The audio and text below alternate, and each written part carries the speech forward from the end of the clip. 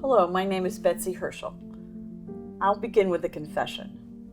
Speaking to you like this is as far out of my comfort zone as I could ever imagine. For 16 years, the camera has felt like my enemy. I'm doing this because I want others suffering from facial paralysis or facial palsy to know that you are not alone. I am with you. In 2004, I was diagnosed with an acoustic neuroma, benign brain tumor. It required a very complicated surgery. The tumor had grown on my vestibular or balance nerve.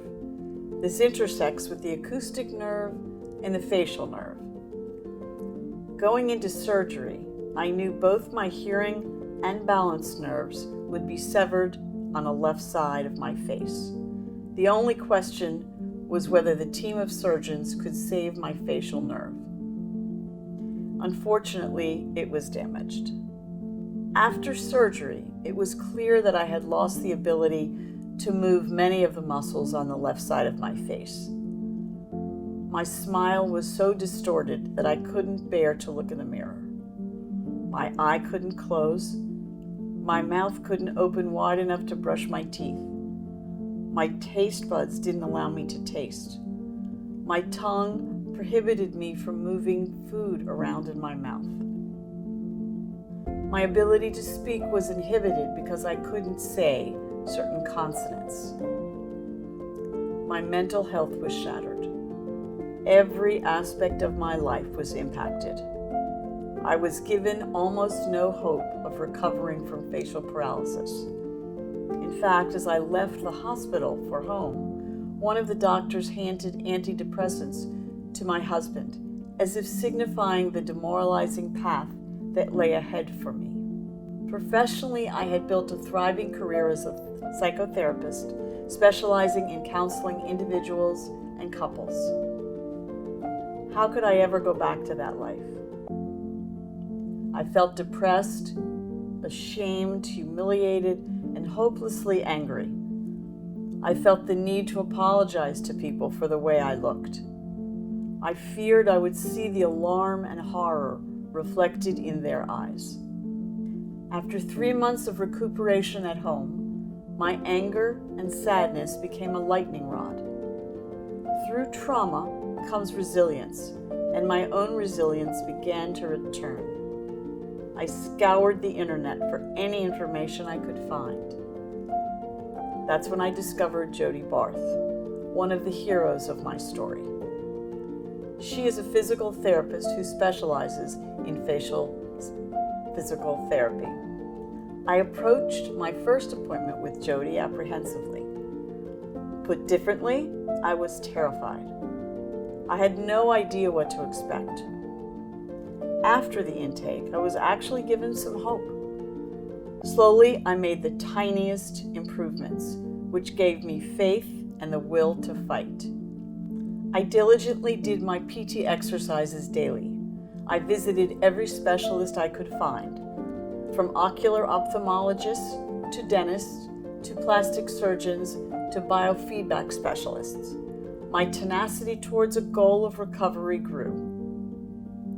Very gradually, the panic and terror I had experienced began to subside. My goal, appearing in this video, is to share the intensity of my fear and some of the ways I learned to cope and heal. More importantly, however, my goal is to provide some measure of hope. When I was at the depths of my own despair, I desperately needed to hear and see this kind of message. I needed to experience some glimmer of hope. And if even one person can take that from my story, then it will have been worth it. Losing my face felt like the end of my life.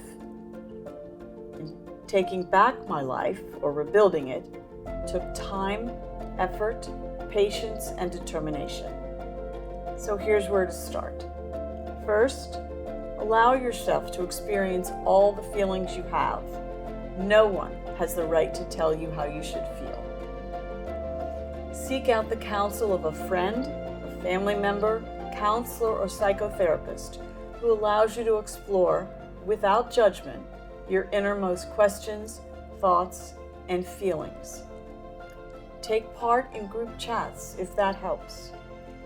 Don't be afraid to avail yourself of strategies that help avert the eye, whether that's parting your hair in a different direction, wearing makeup or glasses, or for men, growing facial hair. When you are ready, trust that there are medical tactics that can work. There are many wonderful providers, many of whom will appear in these videos. See them. The key to emotional acceptance is time, and that is different for each person. But with patience and effort, it is possible. It starts with developing or amplifying your ability to ask what you need and what you want. Such things as extra time away from work for therapies or surgeries. Ask for people to honor and respect your choice regarding pictures or videos. Sometimes it's not possible to smile, but that does not mean you are unhappy. Ask a friend to blow out the candles on your birthday cake if you can't. Consider telling people what they will see when they meet you, so you don't have to see that questioning or confused look from family, friends, or colleagues who may not have seen you since your diagnosis. Ask someone to walk with you in the dark, especially if your balance is affected. Treatments can be effective, yet painful. But it's the emotional pain which cuts most deeply. Lean into that. Know that it is not weak to experience pain, whether it's physical or emotional. Being strong is not toughing it out and denying the pain. Being strong requires facing the issues with perseverance and determination. Seek help, and when possible, take action and heal. Sometimes that's from the inside out. But above all, remember, losing the use of your face does not mean losing yourself. Thank you for taking the time to listen to my experience.